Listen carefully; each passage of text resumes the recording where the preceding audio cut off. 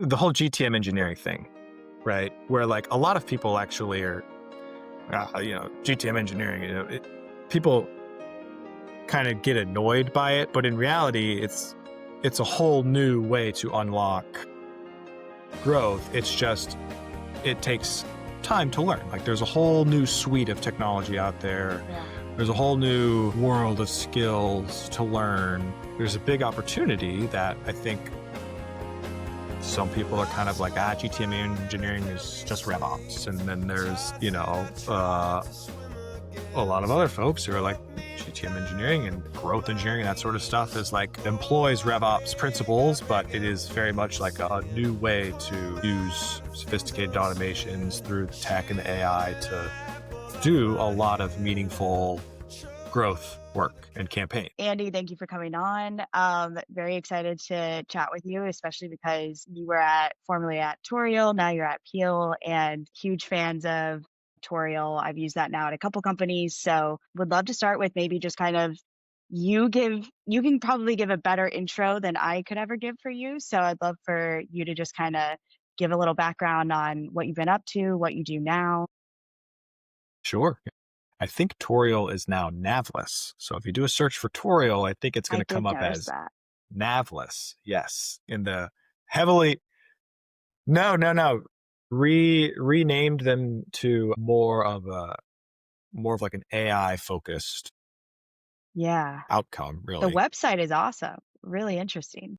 Yeah. Whenever I left, Jim, he was our advisor. Now he's a product guy, his CEO came in and basically kind of turned the product into more of a AI search engine for content. But yeah, so yes, like you said, I'm Andy Binkley. I'm currently the head of marketing at Peel, which is a couple different products, but ultimately we are in the AI voice space, specifically on the, buyer experience side of things, where you can take any of your content or you can take videos and you can layer on an AI voice agent and basically let your prospects, let your customers, whoever in your audience, talk with the content, talk to a video, say, hey, show me this, hey, show me that, which is basically kind of turned it into more of like an AI demo product. Funny enough. Yeah, that's it in a nutshell. And then yeah, like you said, I was the founder of Tourial. That probably goes back 6 or 7 years now, which is an interactive demo platform, and has now become Navless, which they still have their interactive demo offering, but now it's more of like you kind of think of it like when you go to someone's website, you go to their resource page with all of their guides and ebooks and all their content there. This is a way to basically take all of that, put it into Navless and essentially query it, like an LLM, right? Like, show me this type of Yeah. content. And so I think the goal there is to essentially make your website Navless and have a chat with your content, right? Help people find stuff a lot faster. So it goes along with what our whole fully system and vision has been from the early days. Now it's just been kind of more brought to fruition. So Yeah, that's it. the website does kind of look like it's like ChatGPT at the chat at the bottom. That's Mm, pretty interesting, especially because every company I've been at, there's always been a big web project that's happened while I've been there. And yeah, it's a imagine huge that. topic of like discussion on what should go in the top nav bar and where should Mm, things go and how do we kind of group things to make it so that people can find things easily and quickly, but they're still being led towards a conversion point. So it's interesting that that kind of concept is kind of going away with Navless, and it's interesting that it's like a lot easier to just search. yeah. I mean, I imagine in terms of adoption, people are still going to use navigations because when a lot of people hit your Yeah, website, there's still kind of the idea of like, well, what am I looking for type of thing. right. And I think that's yet to be determined in terms of like how people actually are, Yeah. how the buying experience is changing and all that type of stuff. But yeah, I think Pretty cool Yeah. product. How did you find out about Peel and get connected there? Because I think that's also a really interesting product where you keep hearing in the last year or so about AI SDRs and BDRs and Mhm. more integration with AI into the sales process. And I Mhm. was peeking around the website yesterday. It's really interesting how essentially Yeah. instead of doing a like click through kind of tour, it being able to talk to you and explain things, especially like I would prefer to hear things and talk to someone versus Yeah. just reading something or, clicking forward on a tour. So it's kind of interesting. I think it could be a lot more effective. Yeah, I think, it's easier. It's just, it's easier for both parties. It's easier for the person Yeah. creating it, and it's easier for the person going through it, right? Where it's like, I think it's nice to have like a little initial kickoff of like, this is what the product is, this is what the product does, what it looks like. You can kind of click through it. I think both have their place, and I think both will ultimately live on. What I really like about the latest release that we just had is, you could take a 30-minute, 40-minute, 50-minute demo and upload it, add an agent to it, and almost basically you tell you, hey, show me a workflow that works for this use case. And it'll jump to minute 35, second 42, and kick off and show you that exact workflow, right? So you don't have to go searching for it and all that stuff. So it's just a really quick way, Yeah. assuming that the demo video has that in there, obviously. Yeah. And you can type with it too. I know a lot of people prefer to type instead of talk, uh, with something like that, but it's pretty cool. Yeah. What's the kind of like, obviously with Toriel and now Peel, you spend a lot of time thinking about the buyer experience. What's kind of one of the bigger shifts that you've seen with how buyers want to engage with SaaS and sales today? Yeah, I mean, to kind of piggyback off what I was just talking about with Peel specifically, not to make this anything, promotional about Peel, but I've noticed, and I just talked to someone yesterday, Dr. Amy Cook, about this. She's the founder and CMO of Fullcast. And like she made a comment that people are with all these agents that are popping up, right? Similar to chatbot, people are okay actually having conversations with agents if they know it's an agent, right? Versus don't try to over personalize something and make people think that it's human when in reality it's just automated copy or it's actually an agent doing, like, just be upfront and transparent about that. And people actually a lot of times, especially in our SaaS world, prefer to talk to or have a conversation with something that isn't a person, right? So an agent is Yeah. definitely satisfies that desire for the SaaS industry. Another thing that I've noticed is like, and a lot of this is reiterated over and over again on LinkedIn and is seen time and time again within companies, right? So I'm not really saying anything super novel and groundbreaking here, but like, people also don't really want to do discovery, right? Whether it's a 30, 45, or Yeah. 60-minute discovery call, right? At least people in SaaS don't really want to do that. But I mean, it is a heavy burden on the prospect to make them have to talk and talk and talk and talk and tell you about their Yeah. business. It's like, that's a lot of energy and brain calories to request from them.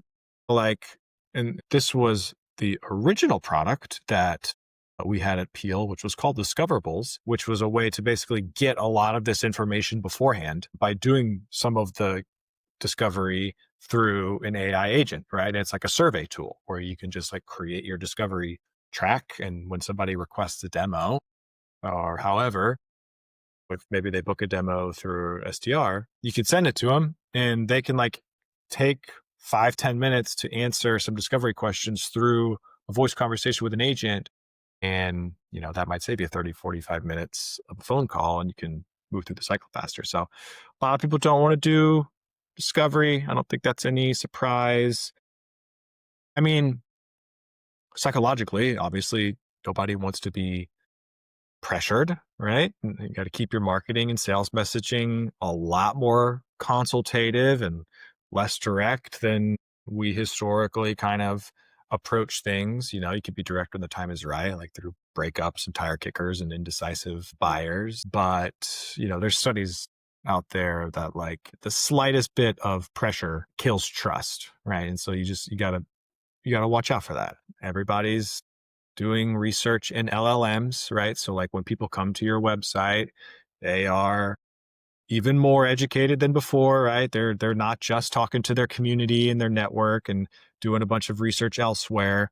They've got the LLMs at their fingertips and they're doing tons of research. So like now we're kind of to the point where it's like when I think about what goes on a website, I think, well, what can an LLM not provide? And oftentimes that is like demos, right? Like it's very rich Yeah. product walkthroughs and things like that that Yeah. currently aren't, you know, iframed in or popping up in GPT or Gemini. So like the website needs to become more of that source for product demonstrations. Obviously, people still want to know pricing sooner rather than later.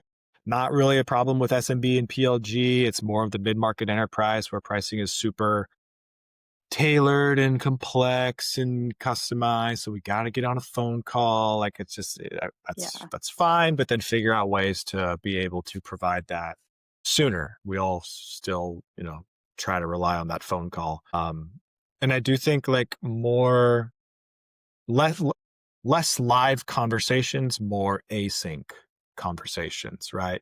More emailing back and forth, like send me your pricing. You know enough about me to send me a 5-minute Loom video or a 3-minute Loom video of how your product or you have a workflow that can solve something I'm trying to currently solve, right? So like working more async in the communication style throughout the buying process, I think is becoming a lot more prevalent. And it's been like that for a little while now, especially since everything went very, very digital 5 years ago. But yeah, I Yeah. think that's, those are the big things. And then obviously like implementation anxiety is real now with tech and like being able to see ROI in 3 to 6 months. Like people are starting to, Yeah. because the classic, a lot of people have been burned by tech or oversold or, whatever it is. So now people are being a lot more stringent about what does implementation look like? How long is it going to take?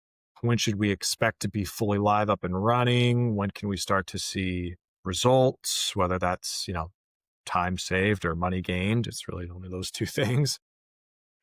And so people are they're doing a lot more due diligence on implementation and ROI, proof, validation in the buyer's journey, earlier in the buying cycle. Yeah.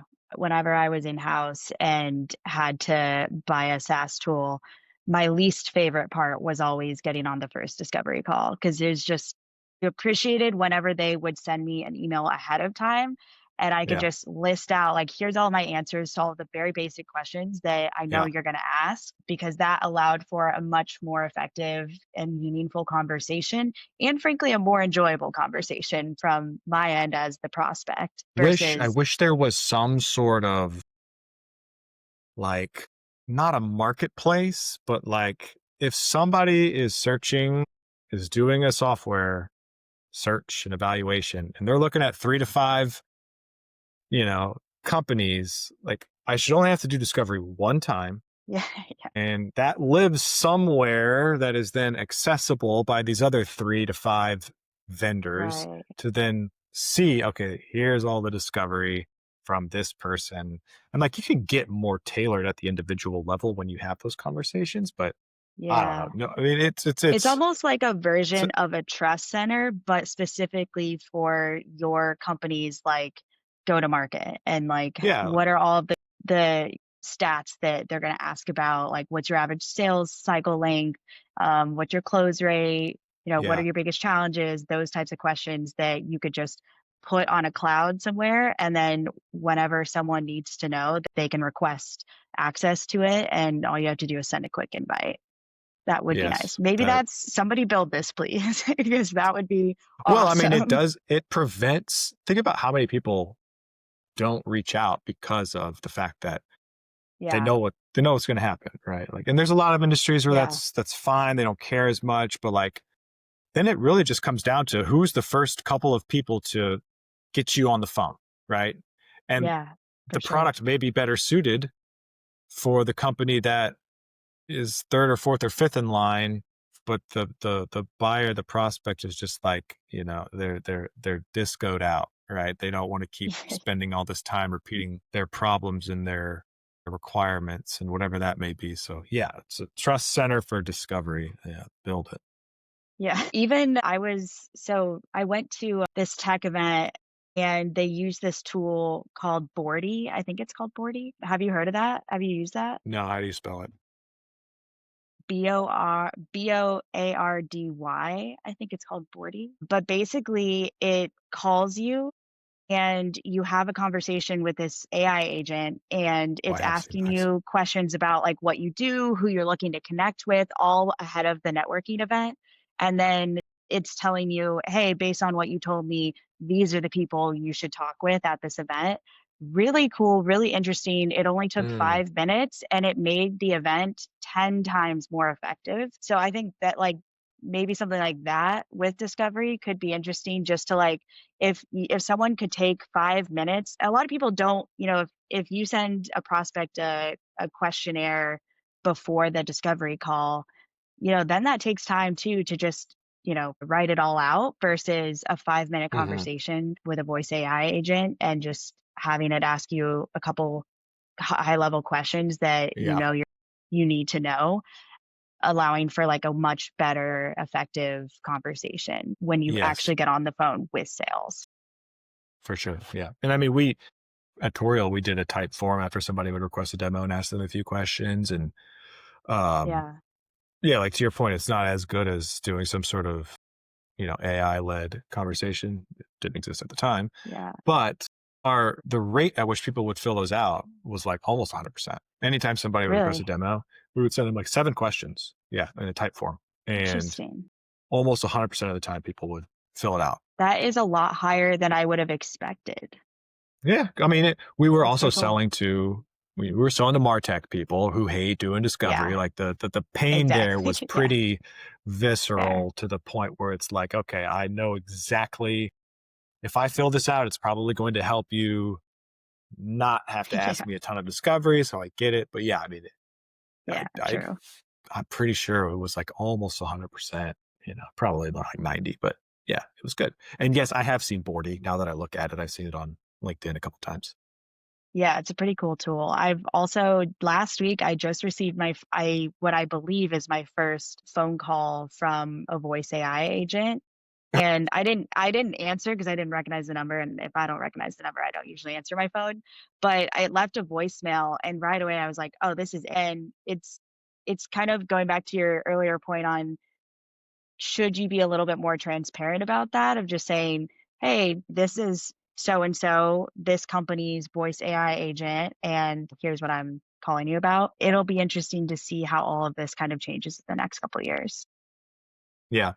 Yeah, that and, honestly, there will be some sort of legal implications Yes. to it as well, because I'm pretty sure AI cold Yeah. calling is illegal or in various places. I don't know. I don't Yeah. do enough research, but I'm pretty sure there are some legal ramifications around Yeah. AI cold calling specifically. Yeah, exactly. So I follow you on LinkedIn, obviously, and you're always posting really interesting, like hot takes and like tips and advice. So I'm curious, kind of, obviously, you've been at a few companies now where you've really built them, from the ground up and early stage, especially within go to market and marketing. For like early stage teams, whether they're founders or go to market, that are kind of building their first go to market motion, what's kind of the most common mistake that you see around demand gen? Doing paid ads. Doing paid ads That's so too true. early.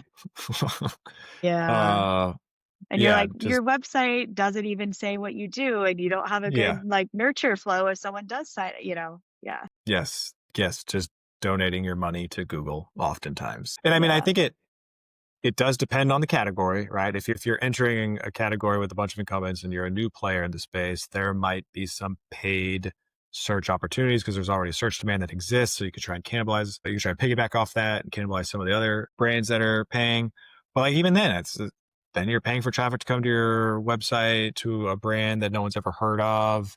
Your bounce rates are going to be high, conversion rates are going to be low. It's just like doing paid ads when there's zero brand recognition. I've just found that to be extremely inefficient. And, like there's certainly ways to do that. There's some more strategic ways to make it, to test it, see what works.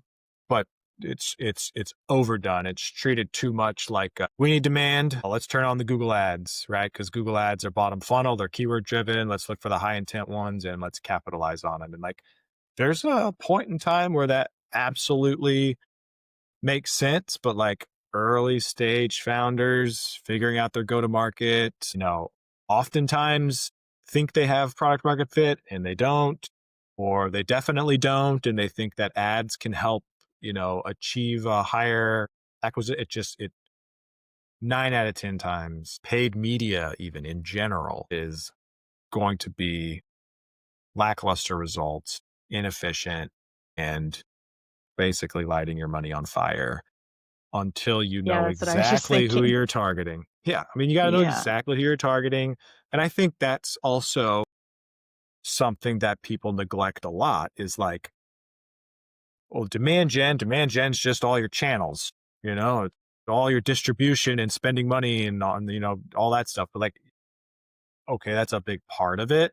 But like foundationally, your ads are, it's going to suck if your ads don't resonate. It's going to suck if you're targeting the wrong people. So like you always have to, especially if like demand gen is going to be one of your first hires over product marketing or somebody that's doing product marketing, like you've got to have your foundational audience research, ICP analysis. You got to do your market research. You got to know exactly who you're going after, what they care about, where they're spending time, um, to even justify possibly doing paid media, right? And even then, it's Yeah. probably still not worth it. You should probably be doing referrals, right? You should be asking people for referrals. That's the other thing. Like people don't ask for referrals, right? Like founders and their network, whether they come from the industry or not, if they're on calls with prospects or customers, like there's always opportunity to get referrals, whether that's organically, whether it's paid,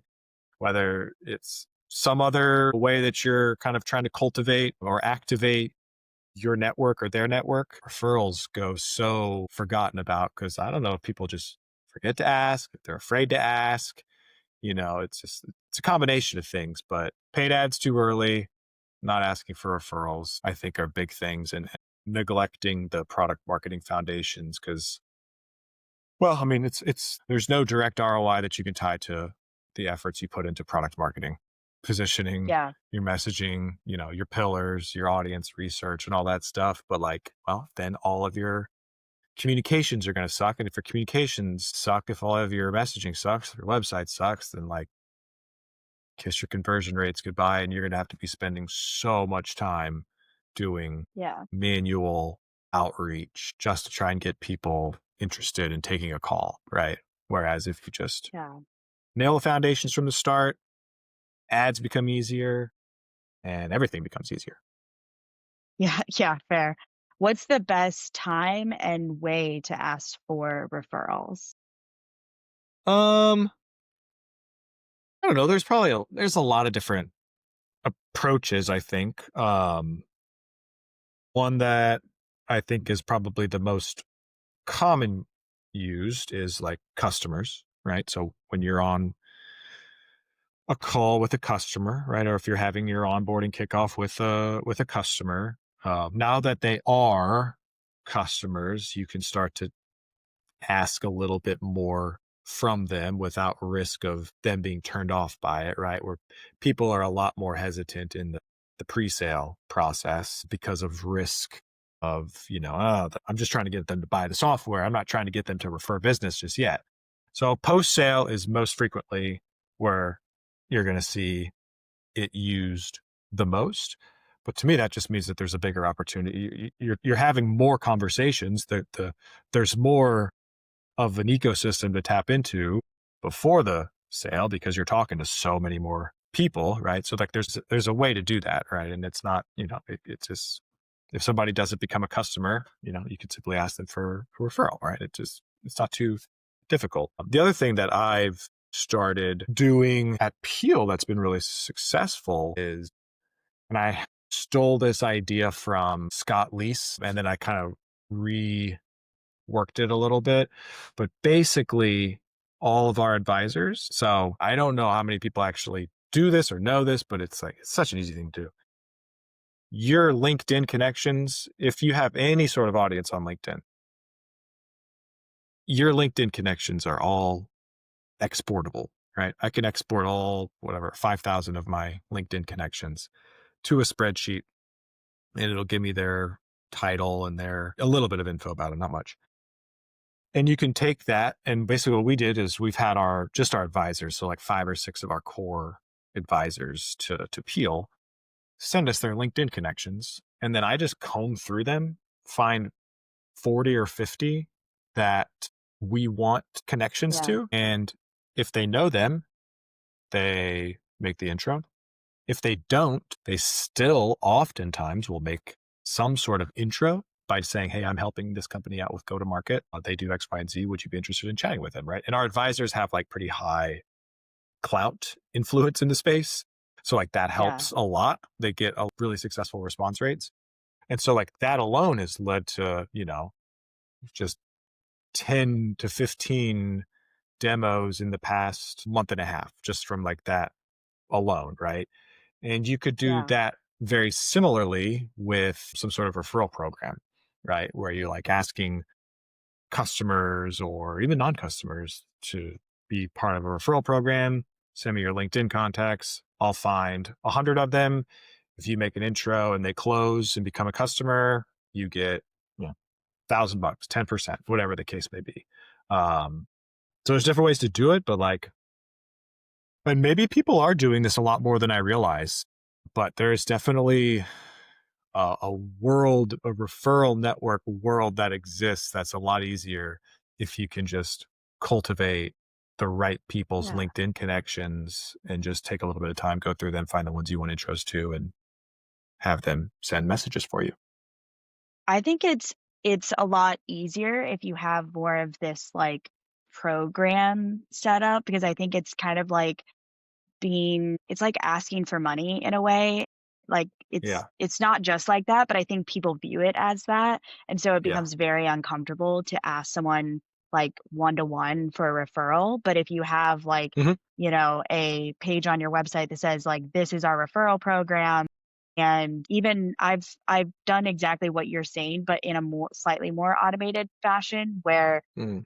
I was exporting like these are my first degree connections, second degree connections, third degree, and then putting it Mm. through ChatGPT to say, like, based on everything you know about our company and what we're looking for, who's a good fit for us, tell me the people at different companies that I should reach out Yeah. to Yeah. or that I should have this connection intro me to. Yeah. So it's not even like that hard or time consuming. It's really just a matter of doing it. Yeah. And there's another thing that I did this at Tourial. I haven't done this at Peel yet, and I loved it. I thought it was really cool and creative where it's like we took our investors LinkedIn connections and a couple advisor LinkedIn connections, and this was very manual, it was very hacky. I did not figure out a good way to like totally automate it, but I created this like huge spreadsheet, bunch of formulas. And if let's say that somebody comes into the website and requests a demo, or let's say that somebody hits the website in our ICP and it's being revealed by a vector or an RB2B or a Warmly or something like that. Or so and so's got a demo that's coming up or anything like that, where the person is being identified. I would like pull up the spreadsheet and just type that person's name in, and it would say whether or not that person was connected with whether or not like one of our investors or advisors was connected with them. You can't get that through LinkedIn because LinkedIn only shows like the it either shows the overlap, but if you're in Sales Navigator, you have to do it Yeah. one by one for each individual person. So this was a way to basically take like a pool of your like best advisors and investors, and if they knew somebody that was like a potential sale or lead for us, I could see that. I could type their name in, and sometimes it would result in them reaching out to them because they did know them, and it was nice. So it's yeah. I haven't done that yet, but it was wildly successful at Tourial. It was just hard to adopt because it was in a spreadsheet. Yeah. Yeah. Fair. I'm curious what you think is like a go-to-market trend right now that is overrated or you just don't see as much value in as, everyone's talking about right now. I mean, the obvious one here that is like, I don't know, it's overrated, but it works, but it annoys the shit out of people, which is the whole comment to get this workflow, Yeah. that'll save you 15 hours a week, or I built this uh, agent in N8N and it's going to get rid of your entire marketing team, you know, uh, Yeah. comment, comment, give it to me to Yeah. get it. Or the Those are, RB2B, I built this entire company from X to oh, whatever million in revenue with just myself or 3 other people or whatever. yeah, Yeah. yeah. Well, that's the other thing too. It depends on industry, depends on your vertical, depends on who you're selling, but the whole build in public thing is cool. I mean, I think it's fantastic that people are doing that. Uh, I I think it's a bit overrated in that like it's only going to resonate with a very specific group of people in a very specific Yeah. community. Most people don't really care, I think.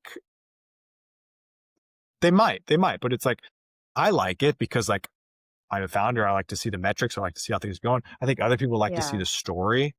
So Yeah. I could be completely wrong, but it seems to be like a popular trend, but I only see like a couple of companies doing it really well, which to me is kind of a sign And that it might what be a what are little they doing overrated. differently that makes it successful, you think? Take, I would say,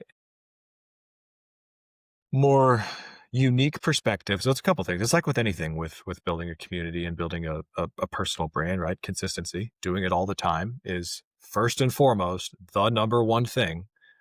Is just constantly getting it in front of people, getting your thoughts in front of people. The other thing is just like adding some sort of unique perspective. Usually it's some sort of contrarian perspective, right? Like I think Adam at RB initially would always take stabs at six, and that kind of got him on Yeah. the map. Yeah. And like Max at Warmly, I think he does a great job of Yes. kind of building in public, but he's also kind of contrarian in how he approaches things, right? Yeah. So it's like you just got to have a unique perspective. It's no different than anything else in the marketing world and the positioning world. It's like a unique perspective, being a little bit more contrarian can drive more engagement as long as it's not like over the top clickbait. Yeah. So yeah, I think people overestimate LinkedIn. I think LinkedIn is fantastic. I've only been at companies, well, my past Tourial and Peel, where the bulk of the audience is on LinkedIn. But it's funny, I can tell when somebody when marketers are on LinkedIn and then they switch jobs. When I say like when they're active on LinkedIn and then they switch jobs to a company in which that audience is not on LinkedIn, and then Yeah. they just go silent Yeah. afterwards, right? I just think that's like Yeah. you just kind of tell how people truly feel about LinkedIn when they go radio silent because they have a new job in which their audience isn't on LinkedIn. And so like their mindset and their tactics have completely shifted. And the reality is that like, some of LinkedIn is just kind of the self-evangelism.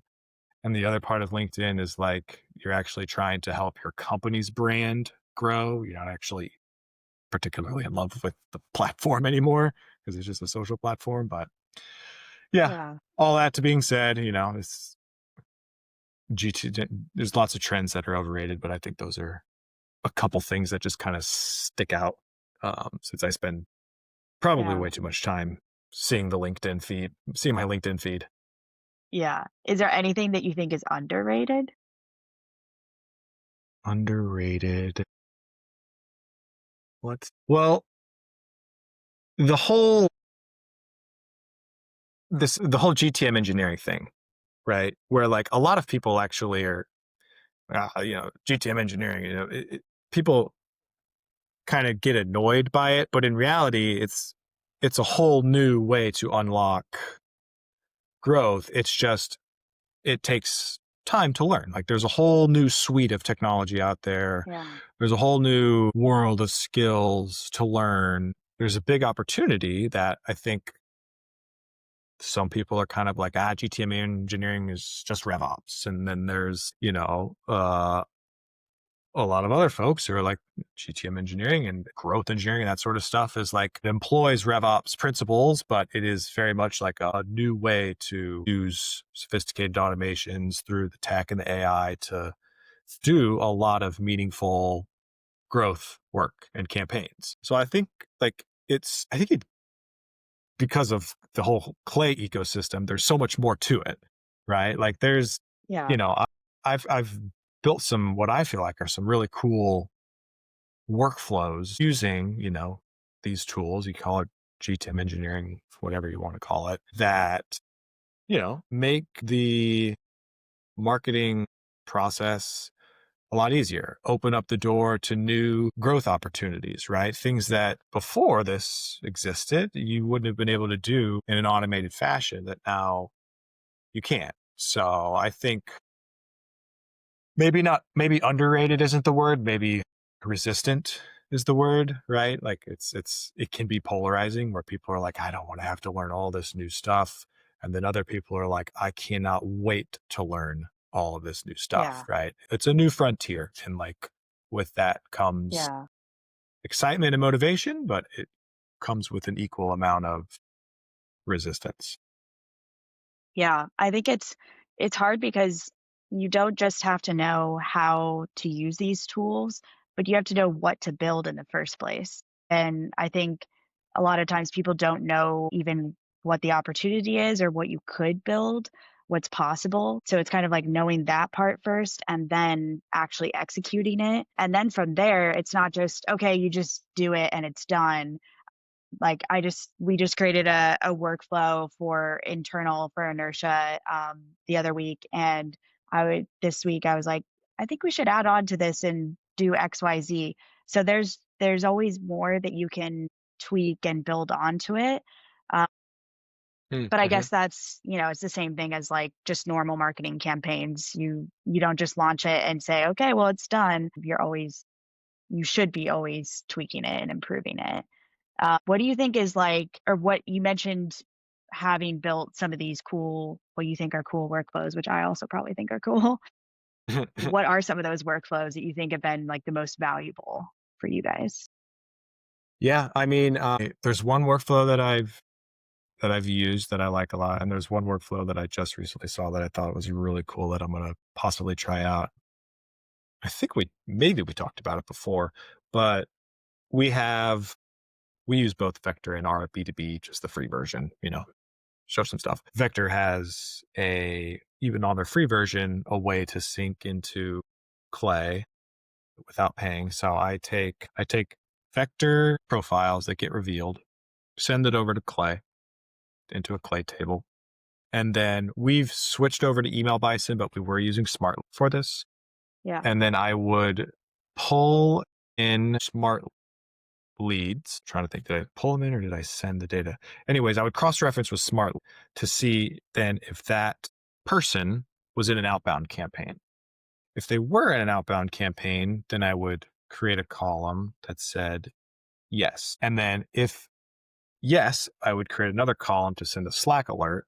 So basically, if we were doing a bunch of automated cold outbound using Smart, if somebody came to the website from our emails, normally you would never know that, right? You would, because we're also not putting links in our emails, right? So they're, oh, what does Peel Yeah. do? I'm going to go to Google, right? You're going to lose that attribution 1,000%. But if you're sending outbound and then they're coming to Google and coming to your website and then they're popping up in your vector reveal, that workflow would allow us to see, oh, hey, this person is in an outbound campaign. We just sent them an email 30 minutes ago. They're on the website now. So they opened the email, they read it, they saw us, they're interested. Like now Yeah. let's take the next step, and whether that's connecting with them on LinkedIn or whatever the case may be, to try and get them interested in the product more, get a demo, right? Change the Yeah. next email them immediately right afterwards, whatever the case may be. I liked that workflow a lot. I thought that was pretty cool. The other one was a Tuesday. Adam Robinson's Yeah. his podcast webinar that he does. He had the founder, I can't remember his name, the founder of The Kiln, which is a clay agency. And he showed this really cool workflow where it was like, just for example, take your top 10 prospects and then do all of this research on them. All you need is their domain. Do all of this research on them through, different AI, use the clay agent, use different connectors in the table. And ultimately it spit out a gamma slide deck that was Yeah. specifically tailored exactly to that target account, pain points, all that fun stuff Yeah. that you could then directly send to them, and it was it was like 200 credits a row, something just absolutely obnoxious. But Of for course. a finite number of target account, it could make Yeah. sense, to then be like, hey, we built you this slide deck that is specifically geared towards you. And you could also do that with like Webflow, right? If you're not going to use Gamma, you could use like, I think it's Yeah. more involved to set up like Webflow Yeah. variables and connect it and be like, hey, like change the copy Right. to this based on the research that we've done, change the logos and all that stuff. Yeah. But that sort of like process of what would normally take a tremendous amount of time to create a one-to-one tailored landing page or Yeah. deck can, if done right, be done through not simple, but through a tool like Clay, right? Through a really Yeah. complex workflow. But like, is that worth the time and investment? Yeah, at least to test, probably, so Yeah. I thought that one was really You have interesting. to always balance how long is this actually going to take to build the workflow Yeah. versus what's the output going to be and the impact. But that's, I mean, that's a whole upgraded level of account-based marketing because what I Hmm. remember like one of my first companies out of college, we said we were doing ABM and that was very different back then versus now. Yeah. There's so many more tools that you can do way more tailored, personalized content and, I think it's a lot more effective now. Hmm. So that's pretty interesting. Yeah, for sure. Yeah. Okay. I know we're coming up on time. What is last question? I guess. What is a tool that you think every growth team should be using? I mean, uh, yeah, Clay. yeah, Clay's the obvious one, right? Yeah. Haven't heard that one before. Yeah, right. I mean, I think it's really the tools, right? Like, if you just use Clay, you're gonna blow through an ungodly amount of money using the Yeah. credits, right? And then I know there's other tools Right. out there that are cheaper and maybe not as good, but like, there's I think it's a combination of tools, right? Like it's the vector plus the Clay plus the smart lead that creates the workflow, right? Like, I mean, at the end of the day, if you're technical enough, then learn N8N or Make or any of those tools, because that's where you kind of tap into the whole, I don't even know what's possible Right. realm, because it's as close to coding within an API architecture as you can get, but instead it's a drag and drop GUI interface. So like if you can just learn that, you're going to be able to do so many things, right? And the same goes with like a lovable, or a bolt, where you can build a lot of internal tools and a lot of internal things that, you can just vibe code and create new growth levers or save more time. So I think those are certainly they're the classic tools that everybody talks about. And I think especially with LinkedIn and people online kind of trying to stay on top of the AI trend is like it's been just it's being forced upon us to be like, you got to learn NNN, you got to learn Make, you got to learn Clay, you have to learn GTM engineering, you have to Yeah. learn You're never going to be able to Lovable and scale Bolt, without these things. right? You have to learn it. And like, again, it goes back to it's creating a group of people who are very resistant to that and a group of people who are very excited and interested in that. But like, if you can just get past the whole, this is so annoying, I'm tired of hearing about this, accept the fact that like these tools actually are going to drive a lot of value if you just learn them, right? If you spend time digging through them and learning them, they will provide an immense amount of value. But I just think that people are very burnt out on hearing about those tools that they're like, I don't want to go in there and learn it because I'm just sick and tired of seeing everyone talk about it all the time, right? And it's like, well, then just take a break from LinkedIn for like a couple weeks Yeah. and go on YouTube and learn the tools, get the free trials, test it out, build some stuff, and it'll go a long way for sure.